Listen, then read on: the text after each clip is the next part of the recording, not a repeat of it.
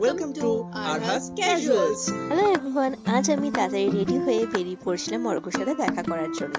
আজ ফাইনালি অনেকদিন পর আমরা আবার মিট করছি। তো আমি উঠে পড়লাম বাসে এবং বাস থেকে নেমেই দেখি অর্ঘ্য অলরেডি ওখানে আমার জন্য ওয়েট করছে।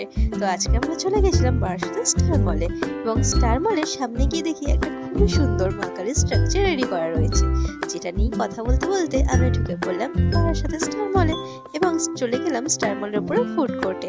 ওখানে গিয়ে কিছুক্ষণ বসে একটু ফটোজ আর ভিডিওস ক্লিক করে আমরা দুজনে মিলে একটু গল্প করছিলাম, পিএনপিসি বলতে পারো, কে কি করছে না করছে।